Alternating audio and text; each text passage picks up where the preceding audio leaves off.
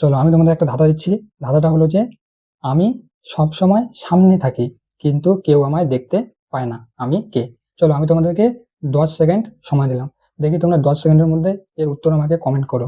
দেখি তোমরা কে কে এর উত্তর জানো, কে কে এর সঠিক উত্তর দিতে পারো। তো চলো শুরু করি।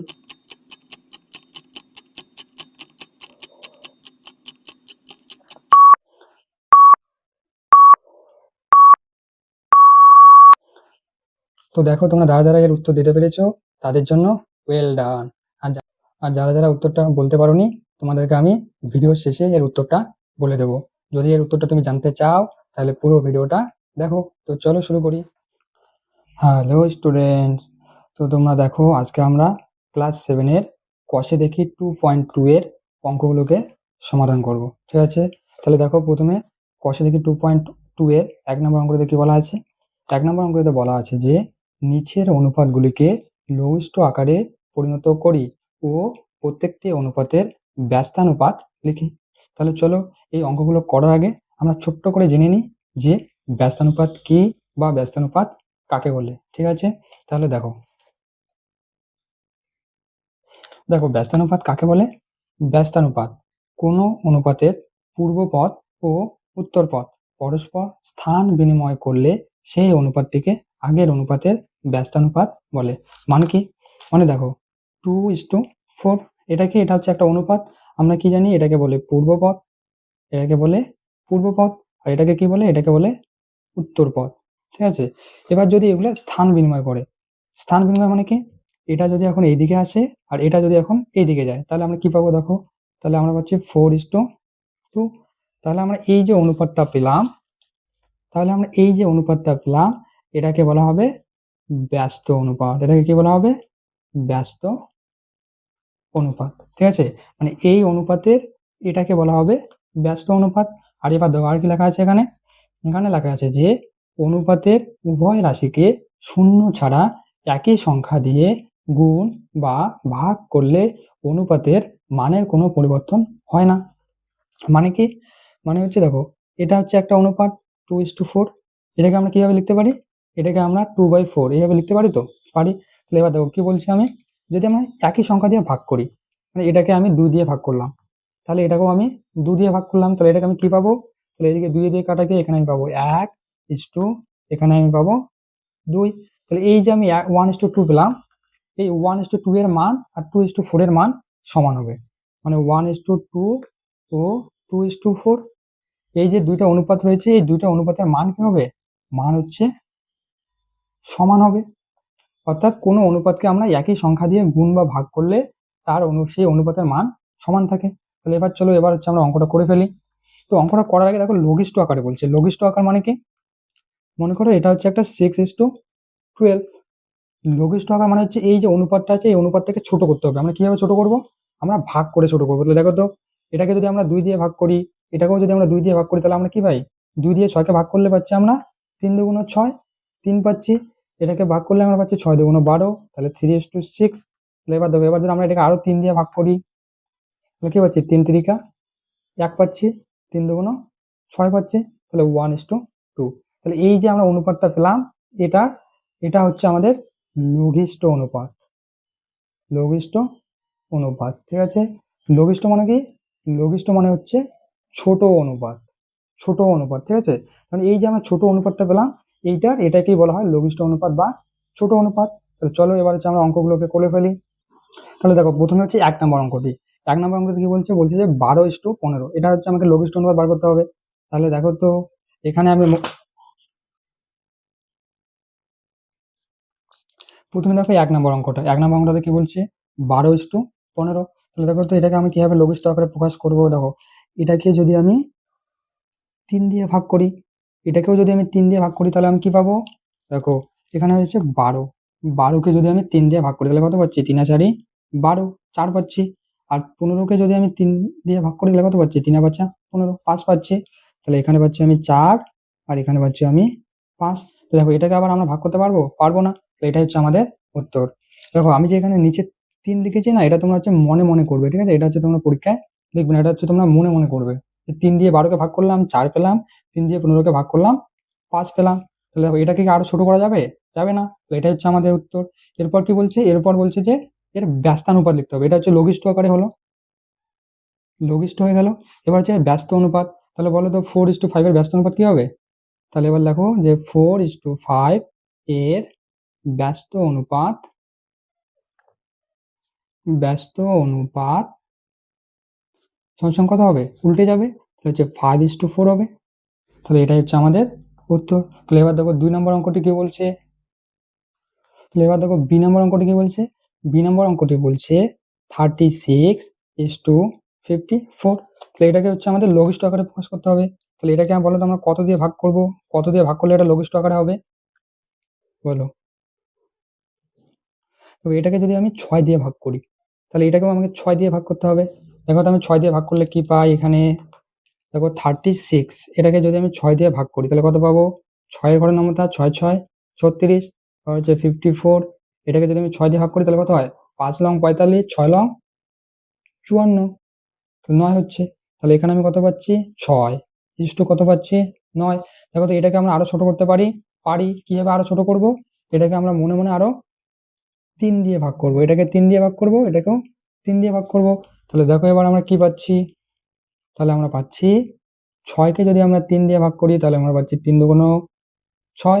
9 কে যদি আমরা 3 দিয়ে ভাগ করি তাহলে আমরা পাচ্ছি 3 3 9। তাহলে আমরা পাচ্ছি 2:3। তাহলে আমরা কি পেলাম? 2:3। এবার দেখো এটাকে আমরা আরো ছোট করতে পারবো? পারবো না। তাহলে এটাই হচ্ছে আমাদের লঘিষ্ঠ অনুপাত, তাই না? তাহলে এবার লিখেছি সুতরাং 2:3 এর ব্যস্ত অনুপাত সমান সমান 3:2, তাই না? এই যে ব্যস্ত অনুপাত মানে কি? এটা হচ্ছে এইদিকে যাবে আর এটা হচ্ছে এইদিকে আসবে। এই যে এটা হয়ে গেল, এদিকে 3 এদিকে 2, এটা হচ্ছে ব্যস্ত অনুপাত। আমি তোমাদের আবারও বলছি, এই যে এখানে যে আমি নিচে 3 লিখছি এটা কিন্তু তোমরা পরীক্ষায় লিখবে না, এটা তোমরা হচ্ছে মনে মনে করবে, ঠিক আছে? এবার দেখো সি নাম্বারটা কি বলছে। সি নাম্বারটা বলছে 75:120। এবার বলো এটাকে কিভাবে করবে? এটাকে আমরা কত দিয়ে ভাগ করা যাবে? এটাকে বলো, এই দুটাকে আমরা কত দিয়ে ভাগ করতে পারি? দেখো এই দুটাকেই আমরা না 5 দিয়ে ভাগ করতে পারি, 5 দিয়ে। তাহলে 5 দিয়ে ভাগ করি। 75 কে যদি আমরা 5 দিয়ে ভাগ করি তাহলে কত পাই? 5 × 5, 5 আর 7 করতে 2, তাহলে 25, 5 5 25। তাহলে 5 15 75। এরপর হচ্ছে 120। 120 কে যদি আমরা 5 দিয়ে ভাগ করি তাহলে কত হয়? 5 দুগুণ 10, আর থাকলো কত?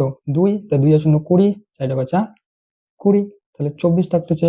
তাহলে উত্তর কত হলো? এটা হচ্ছে 15:24, তাই না? এবার দেখো তো এটাকে আমরা আরো ভাগ করতে পারি কি পারি না? এটাকে আমরা আরো ছোট করতে পারি। কিভাবে? এটাকে যদি আমরা 3 দিয়ে ভাগ করি, এটাকেও যদি আমরা 3 দিয়ে ভাগ করি তাহলে কত হয়? 15 কে যদি আমরা 3 দিয়ে ভাগ করি তাহলে হচ্ছে 3 আর 5 15। 24 কে যদি আমরা 3 দিয়ে ভাগ করি তাহলে হচ্ছে 3 আর 24। কে বলে আমি 3 এর ঘরের নমতা পারি না?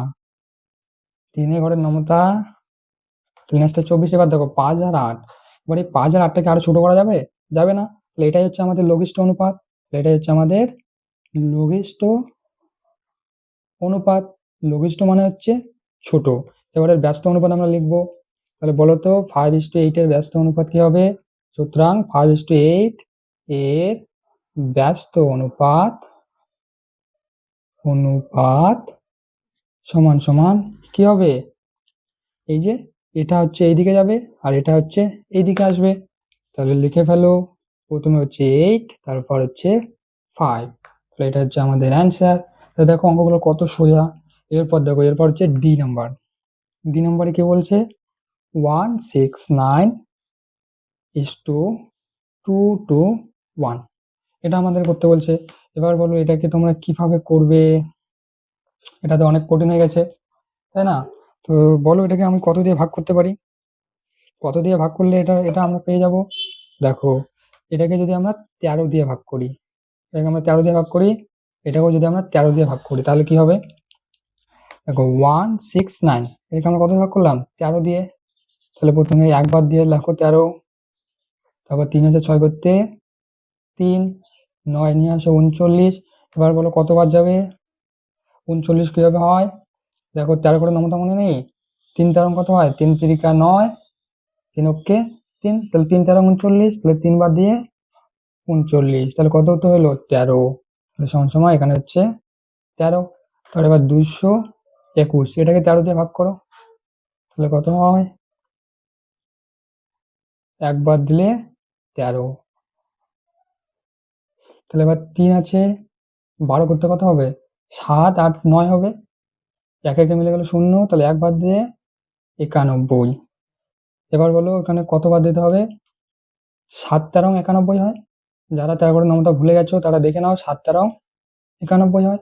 দেখো 13 করে তুমি 7 দিয়ে গুণ করে দিলে কত হয়, 3 7 21, 1 হাতে থাকলো 2, 7 7, 8 9 91, 7 13 91, তাহলে কত হলো 17। তাহলে এখানে আমরা কত লিখবো, 17।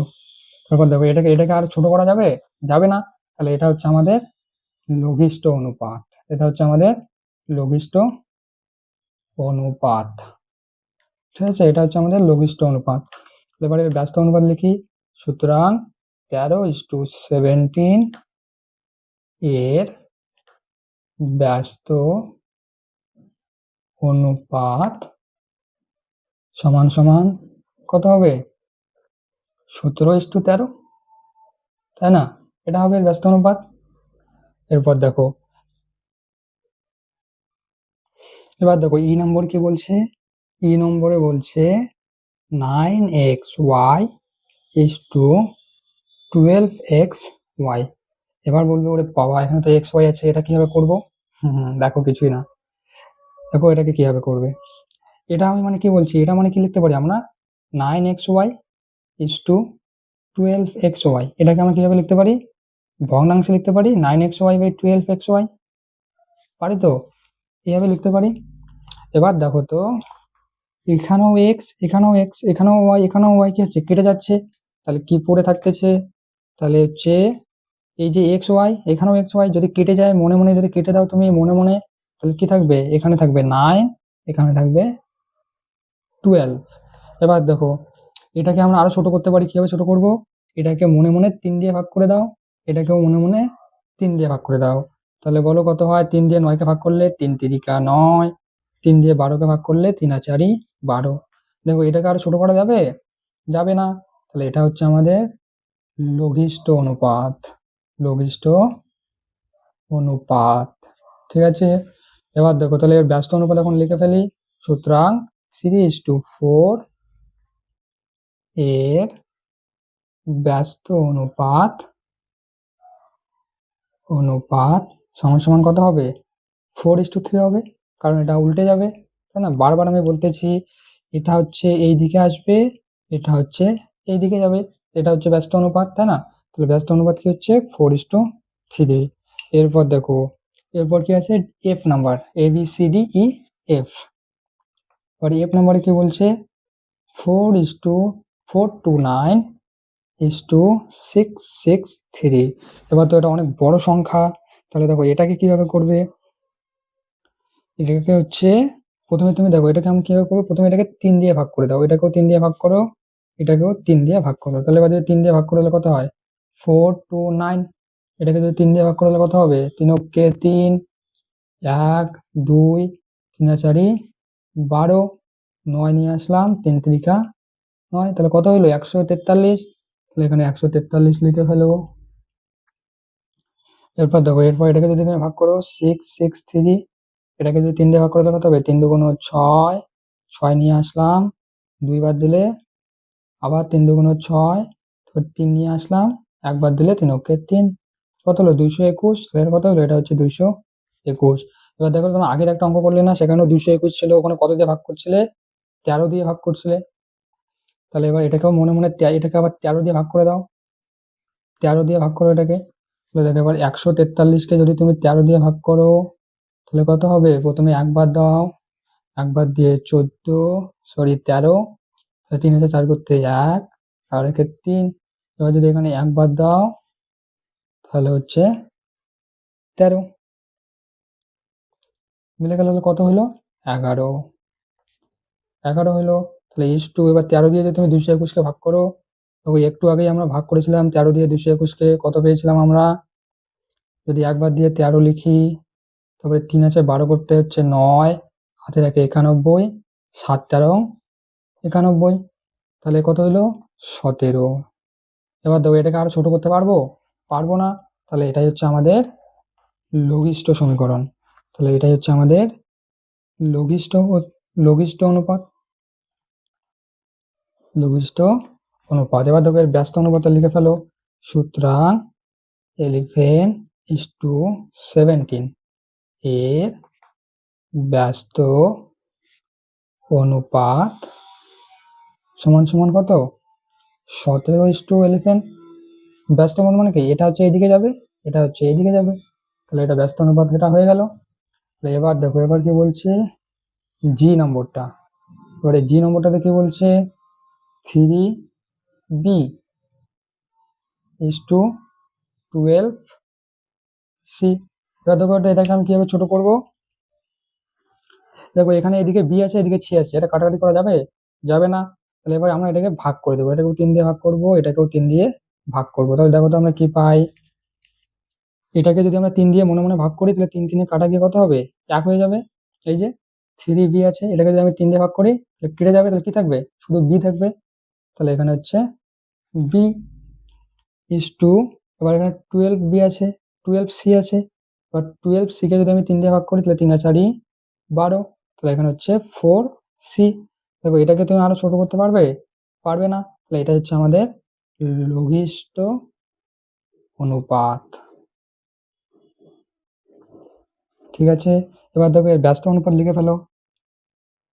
সুতরাং b:4c এর ব্যস্ত অনুপাত সমান সমান বলো কি হবে? 4c:b। মানে হচ্ছে কি হচ্ছে উল্টে যাচ্ছে, এই যে 4c-টা এদিকে আসলো, b-টা এদিকে গেল, এটা হচ্ছে ব্যস্ত অনুপাত। এবার দেখো এবার হচ্ছে লাস্ট অঙ্ক। এই অঙ্কটা হয়ে গেলেই বেঁচে যায়, তাই না? এটা হচ্ছে লাস্ট অঙ্ক। তাহলে 25xyz is to 625xyz। এটা তো সোজা অঙ্ক। দেখো এদিকেও xyz, এদিকেও xyz, তাহলে x x কেটে দিলাম, y y কেটে দিলাম, z z কেটে দিলাম, এটা মনে মনে কেটে দেবে। তাহলে এবার বলো এখানে কি থাকলো? তাহলে এখানে থাকলো 25:625। এবার দেখো যদি আমি এটাকে মনে মনে 25 দিয়ে যদি ভাগ করে দিই মনে মনে দুটাকেই, তাহলে কি হবে? তাহলে এবার 25কে যদি তুমি 25 দিয়ে ভাগ করো তাহলে কত থাকে? 1 থাকে। এবার 625কে যদি তুমি 25 দিয়ে ভাগ করো তাহলে কত হবে? তাহলে প্রথমে তুমি 625কে 25 দিয়ে ভাগ করে দাও, 2 বার দিয়ে 25 দুগুণ 50, তাহলে 2, 5 এ 6 করতে 1, আর থাকলো 5। এবার দেখো 25 আসছে, তাহলে 5 25-এ 125। এই যে 25কে 5 দিয়ে গুণ করো তাহলে বুঝতে হবে 5 5 25 আর 5, আর থেকে গেলো 2, 5 দুগুণ 10, 10 আর 2 12, এই যে 5 25-এ 125। তাহলে এটা মিলে কত উত্তর আসলো? 25। তার মানে এখানে হচ্ছে 1 আর এখানে হচ্ছে 25। দেখো এটাকে আরো ছোট করতে পারবে? পারবে না। তাহলে এটা হচ্ছে আমাদের লঘিষ্ঠ অনুপাত। লঘিষ্ঠ অনুপাত। এবার আমরা এটার ব্যস্ত অনুপাত লিখে ফেলি। তাহলে লেখো সুতরাং 1:25 এর ব্যস্ত অনুপাত সমান সমান কত? 25:1। এই যে এটা এদিকে আসবে আর এটা এদিকে চলে যাবে। তাহলে দেখো এটা হয়ে গেল। চলো আমি তোমাদের একটা ধাঁধা দিচ্ছি।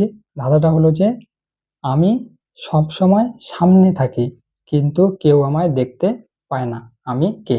চলো আমি তোমাদেরকে 10 সেকেন্ড সময় দিলাম, দেখি তোমরা 10 সেকেন্ডের মধ্যে এর উত্তর আমাকে কমেন্ট করো। দেখি তোমরা কে কে এর উত্তর জানো, কে কে এর সঠিক উত্তর দিতে পারো। তো চলো শুরু করি।